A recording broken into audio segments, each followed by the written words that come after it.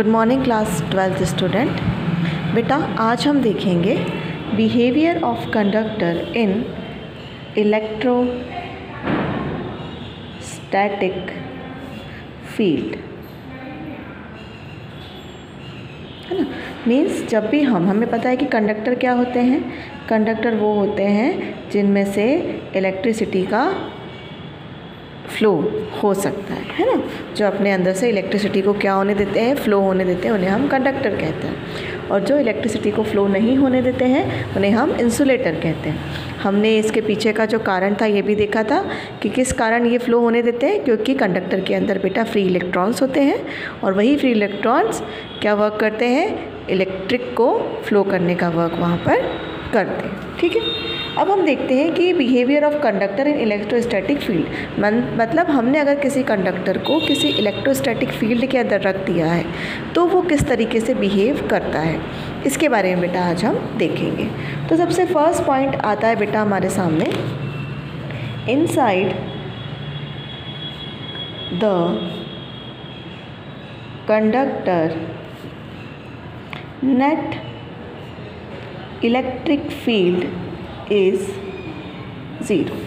Means conductor के अंदर जो नेट इलेक्ट्रिक फील्ड होती है बेटा वो क्या मिलेगी हमें, वो यहाँ पर हमें ज़ीरो मिलेगी। किस तरीके से मिलेगी, देखिए जब हम किसी इलेक्ट्रिक फील्ड की बात करते हैं, मान लिया हमने इस तरीके की एक इलेक्ट्रिक फील्ड यहाँ पर जनरेट करती है। इधर सारे पॉजिटिवली चार्ज हैं और इधर नेगेटिव चार्ज है ना। अब आउटसाइड द इलेक्ट्रिक फील्ड है ना, आउटसाइड द इलेक्ट्रिक फील्ड जो इलेक्ट्रिक फील्ड का डायरेक्शन होगा वो किस तरीके से होगा बेटा, हायर पोटेंशियल से लोअर पोटेंशियल की तरफ इलेक्ट्रिसिटी जो होती है वो फ्लो होती है। ठीक है, अब इसके अंदर हमने क्या कर दिया, एक कंडक्टर को रख दिया।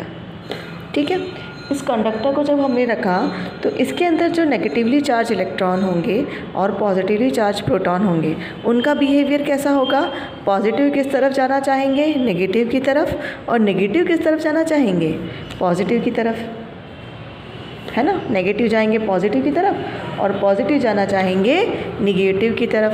तो इसके अंदर जो इलेक्ट्रिक फील्ड का डायरेक्शन हो जाएगा वो किस तरीके का हो जाएगा बेटा, इस तरीके से, है ना। अब आउटसाइड द इलेक्ट्रिक फील्ड इस तरीके से करंट फ्लो हो रही है, inside the electric field electrostatic field इस तरीके से करंट जो है वो फ्लो हो रही है। तो ये दोनों तो एक दूसरे को क्या कर देंगे बेटा, कैंसिल आउट कर देंगे। और ये जो अंदर जो करंट मिलेगी हमें, है ना, ये काफ़ी छोटे समय के लिए मिलेगी, nano second, near about nano seconds के लिए हमें वहाँ पर मिलेगी। बहुत ज़्यादा टाइम के लिए हमें करंट नहीं मिलेगी, क्योंकि उसके बाद जो हमारा कंडक्टर है वो उसी तरीके से बिहेव करेगा जिस तरीके से हमारा इलेक्ट्रिक फील्ड वहाँ पर बिहेव कर रहा है ना। जिससे क्या होगा, कंडक्टर को जब तक आप किसी पोटेंशियल के अंदर नहीं लगाते बेटा, तब तक उसके इलेक्ट्रॉन को कोई भी डायरेक्शन नहीं मिलती फ्लो होने के लिए। एक फिक्स डायरेक्शन में इलेक्ट्रॉन फ्लो नहीं हो पाता है, और जब तक वो फिक्स डायरेक्शन में फ्लो नहीं होगा तब तक वहाँ पर करंट भी फ्लो नहीं हो पाएगी। तो जब तक हम उसे एक पर्टिकुलर पोटेंशियल पर नहीं लगाएंगे तब तक वो फ्लो नहीं होगा। जब तक इलेक्ट्रॉन फ्लो तो होंगे लेकिन इधर उधर अलग अलग डायरेक्शन में वो फ्लो होते रहेंगे, जिससे करंट का फ्लो होना वहाँ पर पॉसिबल नहीं हो पाता है। जब तक एक पर्टिकुलर डायरेक्शन में इलेक्ट्रॉन फ्लो नहीं होते हैं तो करंट भी फ्लो नहीं हो पाती है। ठीक है, तो ये जो हमें मिलेगी यहाँ पर जो करंट मिलेगी इसे हम बोलेंगे बेटा इंड्यूस्ड करंट,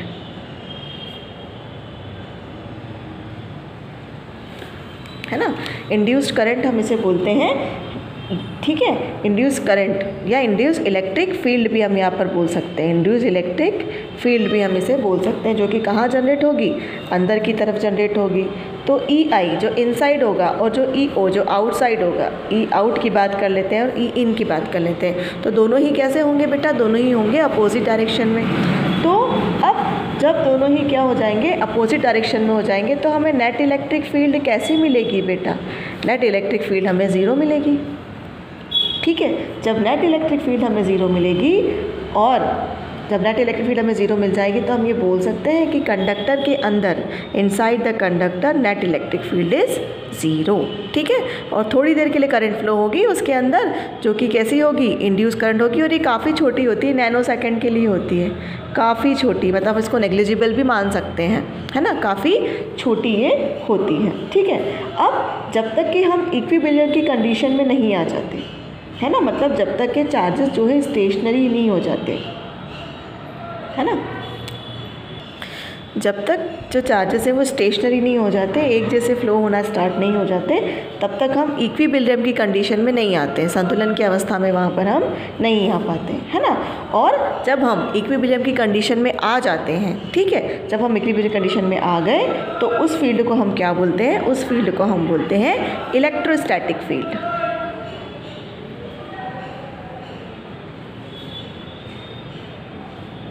जब हम कहाँ होंगे, इक्विलिब्रियम की कंडीशन में होंगे, है ना।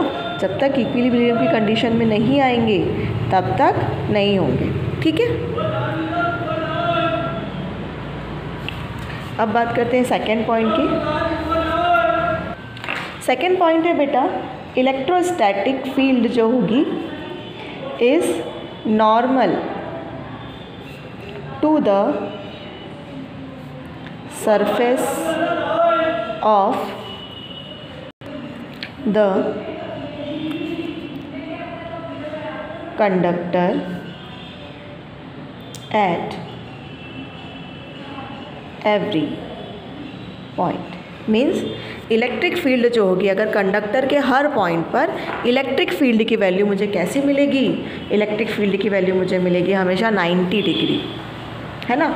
अब 90 डिग्री कैसे मिलेगी इलेक्ट्रिक फील्ड की वैल्यू मुझे, है ना। ये हम देख लेते हैं कि हमें अगर कंडक्टर के ऊपर, कंडक्टर के सरफेस पर हमें हमेशा इलेक्ट्रिक फील्ड की वैल्यू नॉर्मल मिलेगी, यहाँ मतलब 90 डिग्री का एंगल बनाएगी, ठीक है। ये मैंने एक कंडक्टर ले लिया, ठीक है, इलेक्ट्रिक फील्ड का डायरेक्शन इस तरीके से है, ठीक है। तो हम किसकी बात करते हैं, हम बात करते हैं ई कॉस थीटा की, करते हैं बात, ठीक है।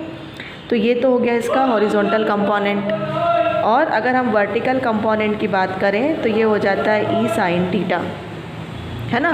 तो अब ये तो क्या हो जाएगा, इसके परपेंडिकुलर हो जाएगा, तो ई साइन थीटा तो हमारे कोई काम का है नहीं, हम तो किसको लेकर चलते हैं, हम लेकर चलते हैं ई कॉस थीटा को, ठीक है। जब भी हम ई कॉस थीटा की बात करते हैं तो अगर बेटा हमने थीटा की वैल्यू यहाँ पर 1 रख दी, है ना, अगर थीटा की वैल्यू हमने यहाँ पर 1 रख दी तो ई की हमें क्या मिल जाएगी, यहाँ पर मैक्सिमम वैल्यू मिल जाएगी। अगर मैक्सिमम वैल्यू हमें ई की यहाँ पर मिल जाती है तो हमारी फर्स्ट प्रॉपर्टी जो है वो गलत मानी जाएगी। लेकिन फर्स्ट प्रॉपर्टी का प्रूफ तो हमने यहाँ पर देख लिया है कि हाँ, इंड्यूस करंट जनरेट होती है, इससे नेट इलेक्ट्रिक फील्ड वहाँ पर क्या हो जाती है, 0 हो जाती है। तो इलेक्ट्रिक फील्ड तो हमें क्या बनानी पड़ेगी, वहाँ पर 0 बनानी पड़ेगी, और अगर थीटा की वैल्यू हमने 1 रख दी तो हमें इलेक्ट्रिक फील्ड की मैक्सिमम वैल्यू वहाँ पर मिल जाएगी, जबकि हमें तो क्या चाहिए, हमें तो इलेक्ट्रिक फील्ड की वैल्यू 0 चाहिए। तो इस केस में हम क्या कर सकते हैं कि थीटा की वैल्यू क्या है, थीटा की वैल्यू 90 डिग्री है। थीटा की वैल्यू जब 90 डिग्री है तो cos 90 कितना हो जाएगा, 0, तो ई की वैल्यू भी कितनी मिल जाएगी हमें, 0, ठीक है।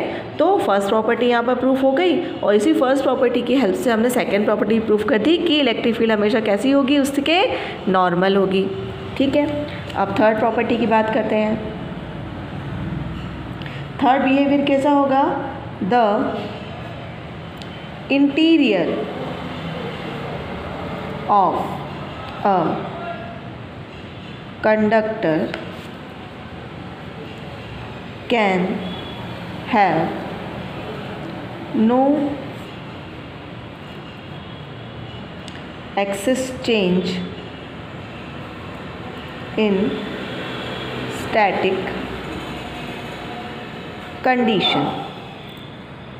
तो देखो बेटा, the interior of a conductor can have no excess change in static condition, मतलब जब वो स्टैटिक कंडीशन में होगा तब उसके अंदर कोई भी चेंज वहाँ पर नहीं होगा, ठीक है। तो हमको एक चीज़ पढ़ी रखी हमने कि फाई की वैल्यू क्या होती है बेटा, क्यू अपॉन में एप्सिलॉन नॉट होती है। और हमने एक चीज़ और देखी थी कि अगर पूरी सरफेस की हम बात करते हैं तो होती है ई डॉट डी एस, ठीक है।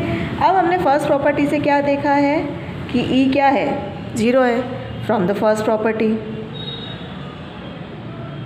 या फर्स्ट बिहेवियर की बात कर लेते हैं हम, ठीक है। तो फर्स्ट प्रॉपर्टी से हमारी जो करंट है या बोलते हैं ई है वो क्या हो जाएगी, वहाँ पर इलेक्ट्रिक फील्ड जो हो जाएगी वो 0 हो जाएगी। एप्सिलॉन नॉट को तो हम 0 मान नहीं सकते क्योंकि वो तो क्या है, परमिटिविटी है, ठीक है। तो जब ई 0 हो जाएगा तो क्या 0 हो जाएगा, यहाँ पर क्यू भी हमारा क्या मिल जाएगा, हमें 0 मिल जाएगा।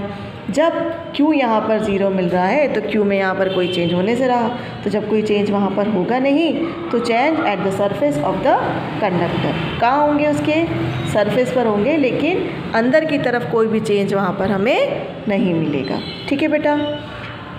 फोर्थ बिहेवियर की अगर बात करें, the entire body of conductor is at constant potential, है ना। कंडक्टर की जो पूरी बॉडी होती है वो कैसी होती है, कांस्टेंट पोटेंशियल पर होती है। कैसे मान लेंगे हम कांस्टेंट पोटेंशियल पे होती है, हमको पता है V किसके बराबर होता है, E इंटू डी एस के बराबर होता है।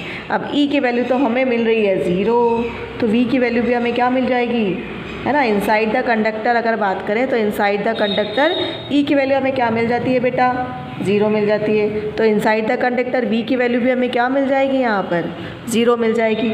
आउटसाइड कितनी मिलेगी, तो आउटसाइड तो हमें कितनी मिल जाएगी, आउटसाइड V मिल जाएगी। ठीक है। तो अगर V नेट की हम बात करें तो V नेट कितना हो जाएगा, डेल V, अगर कोई चेंज हो रहा है क्या यहाँ पर V से -0 तो V, तो यहाँ पर हमें V क्या मिल जाएगा बेटा, कांस्टेंट मिल जाएगा। ठीक है। फिफ्थ प्रॉपर्टी देख लेते हैं हम इसकी। फिफ्थ प्रॉपर्टी है बेटा, electric field at the surface of conductor is given by E equals to sigma upon में एप्सिलॉन नॉट। ये हम पढ़ चुके हैं पहले भी। तो electric field at the surface of conductor is given by, किस तरीके से डिफाइन करेंगे, E equals to sigma upon में एप्सिलॉन नॉट से हम इसे डिफाइन कर सकते हैं, जहाँ पर एप्सिलॉन नॉट क्या हो जाता है, परमिटिविटी ऑफ फ्री स्पेस, और सिग्मा क्या कहलाती है, सिग्मा कहलाती है बेटा सरफेस चार्ज डेंसिटी। तो मीन्स ये 5 बिहेवियर होते हैं कंडक्टर के, जब भी हम कंडक्टर को किसी इलेक्ट्रिक फील्ड के अंदर रखते हैं, है ना, इलेक्ट्रोस्टैटिक फील्ड के अंदर रखते हैं। तो इनसाइड करंट जो होती है वो हमें क्या मिलती है, अपोजिट डायरेक्शन में मिलती है, इसलिए नेट करंट हमें क्या मिल जाती है, 0 मिल जाती है। फिर जो इलेक्ट्रिक फील्ड होती है वो हमेशा कैसी होती है, नॉर्मल होती है। इंटीरियर में जो हमें चार्जेस होते हैं वो भी क्या मिल जाते हैं, वहाँ पर स्टैटिक कंडीशन में होते हैं, है ना, कांस्टेंट होते हैं। अगर चार्जेस कांस्टेंट होंगे और ई भी हमें 0 मिल रहा है तो हमें पास क्या मिलेगा, हमें कांस्टेंट, हमें पोटेंशियल भी वहाँ पर क्या मिल जाएगा बेटा, कांस्टेंट मिल जाएगा।